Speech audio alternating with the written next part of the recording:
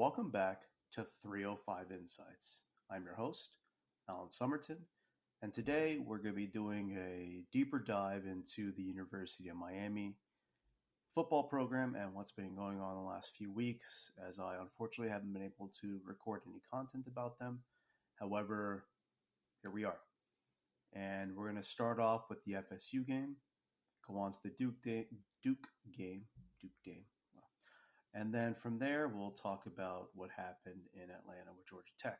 So to start off, the Florida State game was a very weird game, to say the least, in the sense that Miami was never in trouble, nor did they I think the coaching staff ever thought they were in trouble, but it was a very lifeless game, listless. It's just there was nothing there to it in the sense of packed house, and you could tell by the second, maybe third quarter. I think I might have lasted into the second. The atmosphere wasn't really there. The vibes, if you say, or just the overall attitude wasn't as great as you would expect because, again, Florida State was absolutely dominated this game. They couldn't move the ball, and their defensive philosophy was to slow down Cam Ward as much as possible, which they successfully did compared to any other game on this schedule for so far. And they let him run all over them. But this was, to me, a statement game for Mario Cristobal and company. And it wasn't what I expected, in the sense that you got to remember, 2 years ago, they lost 45-3 in this same house. And this is clearly, albeit a talented Florida State team, it is not a team that's playing together.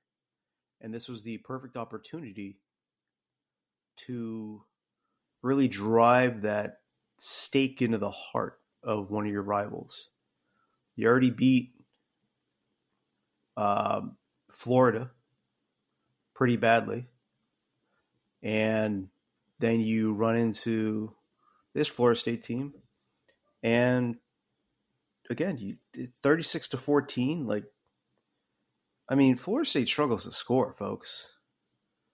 Right now at 1-9, I think they average less than 14 points a game. This is one of their highest scoring outputs, to be honest, of the season. It's a top probably 3 scoring output. I know they had 21 against Georgia Tech, 13, 12, 14, 16, 13, 16, 14, 11, and then 3. So, yeah, this is a top. They had 2 16s at 21 and then the 14. So this is their 4th best scoring output. And, yeah, just a weird game. And, Mario was pounding the table at the end of the game saying, where the trajectory of each program is in the state. And, basically implying that is clearly on the way up, while FSU the trajectory is pointed downward, and Florida is muddling in the middle at best. So, and they're keeping Billy Napier for another year, so we'll see how that goes. But just, I expected more from this team. One of the highest scoring offenses in the country, and you only put up 36. I know that's nitpicking, but they didn't have that explosiveness in the second half. And I know the game, again, was never in doubt. So you're probably working on the running game and stuff like that, different things. But, at the end of the day, it breaks down. You got the win. You dominated. You clearly showed that you were the best team in the state right now. There's no doubt about that. But there's just something missing from this game, that edge of just really sticking it to them in a sense. But They didn't do it. And then the next week after that, they had the Manny Diaz Bowl, where you struggled initially. I mean, you allowed 21 points to Duke, and you're down 21-17 at halftime. Well, 21 points in the first half. And then you only allowed 10 in the second, while you yourself scored, was 36. So 53-31 final score. Just, a lot happening in the second half. Restrepo broke the record for most receiving yards by a Canes wide receiver. And I think he tied the record, and he later broke it in the Georgia Tech game. Cam Ward, this was a return to form in terms of overall stats, because I think he had a little over 200 yards against FSU and no touchdowns. He had a receiving touchdown, but not a passing touchdown. But he had 5 touchdowns and 1 interception this game with 400 passing yards. And, Restrepo 8 for 146. Isaiah Horton 6 for 71. Jacoby George 4 for 74. And, just, again, slow start in the first half. Second half turned it back on. But there's kind of a trend going on in these past few games, and it reared its ugly head in the Georgia Tech game. But they only had 1 sack against Duke. And Malik Murphy isn't really a dual threat type of quarterback. He just stays in the pocket a lot. So it was just really, weird that they didn't get that much pressure. And even against FSU, looking back at that game, you had 3 sacks. And, FSU gives up sacks like crazy. I think they gave up 6 or 8 against Notre Dame. So it's a very talented team. The fact that you weren't able to get sacks off like that, just, again, a little concerning. And then, coming into the game against Georgia Tech, you're 9-0, heading into enemy territory, and you hold Georgia Tech to basically a touchdown each quarter. But you yourself, you got shut out in the second quarter, and then you only scored once in the fourth, and you scored once in the third. So just, 10 points in the first half, 13 points in the second, results in a 28-23 loss. And if you ask me, this game came down to coaching. Coaching in the sense of the defensive coordinator, Lance Guidry. You knew Georgia Tech was going to try and run the ball. And at no point in the game did it seem like there were adjustments made. Haynes King was hobbled with a shoulder injury for a few weeks, and he came back in this game, but he looked pretty good. I mean, again, he had the shoulder injury, but he was 6 of 6. He only threw for 32 yards, but 6 of 6 were a touchdown. But he had 20 carries for 93 yards. And that was just, he was obviously the highest output in terms of, again, he had the most carries. Out of the 48 carries, he had 20 of them. But Georgia Tech ran for 271 yards. Jamal Haynes, 3 for 83. Eric Singleton Jr., 6 for 34. Trey Cooley, 6 for 26. Shai Alexander, 3 for 18. Aaron Philo, the other quarterback, 3 for 13. And he went 5 of 10 with a touchdown. So they passed for just a shade under 100 yards yet. They were 11 of 16 for 99 yards and 2 touchdowns. And they had 48 carries for 271 yards and 2 touchdowns. So just, again, the no sacks, a few tackle for losses. They had 6. But just overall, not a great game by this defensive line, which was much heralded coming into the season, and throughout the season, they showed their talents and their abilities, even with Ruben Bain out and him coming back. But there just hasn't been a lot of cohesion with the unit and its ability to get pressure.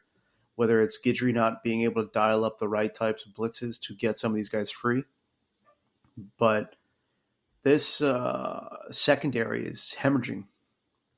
And I know you couldn't see it technically this game, but even when the running backs and or quarterback got to the second level, you saw the issues occurring. But again, just a poor display by the defensive front this game, and it's usually been the back end that's been picked on over the past few weeks, basically since the start of ACC play. But no statement made by the front four, front seven, if you will, but mostly front four. And unfortunately, Cam Ward had one of those days where he took 3 sacks, and again his stats were good: 25 of 39, 340 yards, and 3 touchdowns. But he did have a fumble lost, and that was at the end of the game. But you're starting to see the issues that are plaguing this offense, in the sense of Cam Ward has a tendency to hold on to the ball too long and tries to make those plays that are, above and beyond what they should be. It's okay to dump the ball down. It's okay to run. You are a big body guy, just learn to slide or, go out of bounds, cut out of bounds. But Miami got physically pushed around on both sides of the ball in the trenches, which is Mario's bread and butter. And they failed in that aspect. So they went from a top 4 team to now number 9. And there is no longer any room for error. You probably could have said that if they kept on winning out and they made it undefeated into the SEC or ACC championship game, and maybe they lost a squeaker to what seems like SMU at this point, maybe make the justification that they're still a top 12 team. But yeah, being at number 9, there's ESPN has clearly pushed the narrative that a 3-loss SEC team should make the playoffs. They've already started baking that in. There's still 2-3 weeks left in the season, and they're already planting those seeds. So has Wake Forest and Syracuse left. They got a bye week this week. So, Wake Forest is pretty bad. Syracuse has some talent, but you should be able to beat them easily. So you're looking at, 11-1 season. And then in all likelihood, you're going to face SMU, Brett Lashley, your former offensive coordinator. And there's a few kids in there who have transferred out of your program. But yeah, it's just, this was looking like a magical season in the sense of this team knew they were the most talented team in the ACC top to bottom. It reflected in the results, whether you were down big or you were winning big, you always found a way to win. But they just ran into a team that knew what they needed to do. And they knew they needed to keep the ball away from this explosive offense. That's Georgia Tech's game plan. They're not as run heavy as they used to be, obviously under the triple option of Paul Johnson. But under Brent Key, they really lean into this identity that, we have some big offensive linemen and we're just going to push you around and keep the ball. And we'll score enough to make sure that we beat you. And yeah, they won. They almost had 35 minutes of time possession. They almost had 10 more minutes of possession against UM. They're a very disciplined team. Only 3 penalties for 29 yards. But yeah, just not a lot of time for UM to really get things going, get that momentum, get that, string along a bunch of plays together and just ride it out. And they weren't able to do that. I mean, if you look at some of their time of possessions in terms of their drives, the big one was clearly the second quarter one. 17 plays, 75 yards, and it took 10 minutes and 45 seconds. I mean, that is just draining on a number of levels for the defense and for, leaving the offense cold out there. Because again, that's 10 minutes of game time. That doesn't necessarily mean it only took 10 minutes for them to score. That's obviously like, you might even be able to bump that up to 20, 30 minutes of real time probably. And yeah, they had a few other ones, but they gave up some big plays. So like, the 9-play, 75-yard run in the fourth quarter only took 4.5 minutes. They had another 4.5-minute scoring drive and then a 2-minute scoring drive. So, but again, when you can rip off a 10-minute drive that ends in a touchdown, not just 3 points or anything like that, that's almost a whole quarter gone. Then you wonder why they didn't score in the second quarter. Because almost 11 minutes were consumed by one drive. So, yeah, they got dominated up front. So, it's going to be interesting to see where, the coaching staff takes them from here. You were able to lean on the fact that you had Cam Ward, you had all this excellent talent that could be leaned on, but it wasn't enough, and you have to blame the coaching staff for this one. You didn't establish your running game as much as you wanted to, because then you kind of got caught trying to play catch up, knowing that they were going to dominate the time of possession, and you got away from your game plan. And it's just, second consecutive year using the Georgia Tech. You could have knelt the ball last year, won it. You come into this year thinking it's a revenge game because you have Cam Ward now. And you have this high-flying offense, and it sputters.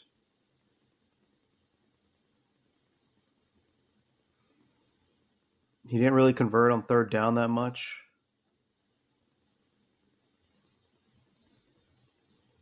But, luckily Pitt lost.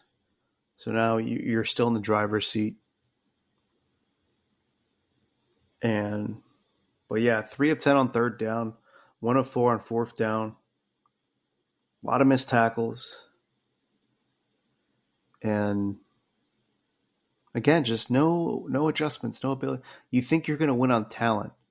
And I know people are going to say, oh, this is the game that Mario lost. And to an extent, you may be right. Mario's got to go over to Lance Guidry and say, hey, what are we doing?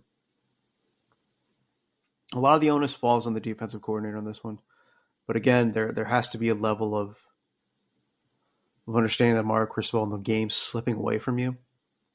And you don't wait till the late third or early fourth quarter for that to occur. You have to, establish that quickly. After the first quarter or even that 10-minute drive, halfway through that 10-minute drive. Hey, let's make some adjustments, man. Let's put some young kids in there if we need to. Let's bring some blitzes. Let's fill in the gaps. Different things like that. But 5.6 yards a carry when you knew they were going to run the whole game, that's a little much.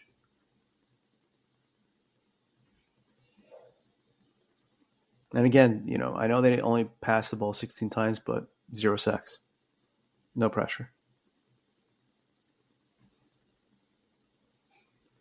So, I mean, where do they go from here? Obviously, again, I've said it. I think they're going to win their last 2 games and then head to the ACC championship game. But this is just one of those games that reminds you of where, this coaching staff is, in the sense of, are they ready for success? You were 5-7, and then you were 7-6 last year, 7-5, 7-6, and you had this season of expectations where you thought, we're going to win 9 games, maybe 10, and then you rip off a 9-0 start, You have some amazing comebacks, against Cal, Virginia Tech, Duke, double-digit games. But you can't have that as your expectations. You need to go back to how you were beating Florida handily, easily, before you kind of let off the gas. Again, I know the FSU game wasn't all that impressive from a game flow aspect, but 39-14, still a really good game. You don't count Ball State or FAMU or stuff like that, but yeah, you really need to see that. This could be the launching pad for the last two games in the ACC championship game, and then you reach the college football playoffs. You're going to be a top 4 seed because of the agreements in place. So that's definitely something that is needed. Just win out and get that high seed because of the fact that you won your conference. But it's been a weird season, and it's been weird because of the fact that you're 9-0 now 9-1, but after the way the season started and how it's developed, outside of that FSU game, every game's been a lot closer than it should be. And that's no good. But, you're still getting good prospects coming in. You've had certain individuals flip to UM. So they're still winning those recruiting battles. But you just have to start wondering about the head coaching. And okay, let me rephrase that. The coaching staff, not Mario Cristobal exclusively. How do they respond to this? How do they get the team to respond? We'll see. That's it for today's episode, folks. Coming up in a bit, we'll probably do some more deep dives into maybe FSU or the week coming up, past few weeks of college football. Dissect that. Both FSU and UM are on a bye week, I believe. So it's going to be a weird week for recording content, but we'll pull it off. Might have to talk about certain decommitments and commitments that are expected for FSU.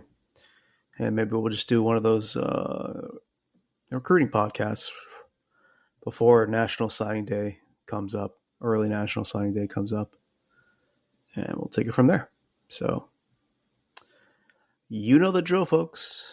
Now that we're at the end of the episode, Apple Podcasts, YouTube, Spotify.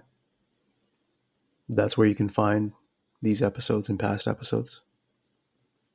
Don't forget to like, subscribe, follow, turn those notifications on. Throw some comments out there if you want to interact. I'll be happy to do so. Get some feedback going, Thanks for listening to this episode, folks. Thanks for stopping by. And we'll catch you next time here on 305 Insights. Have a good one, folks.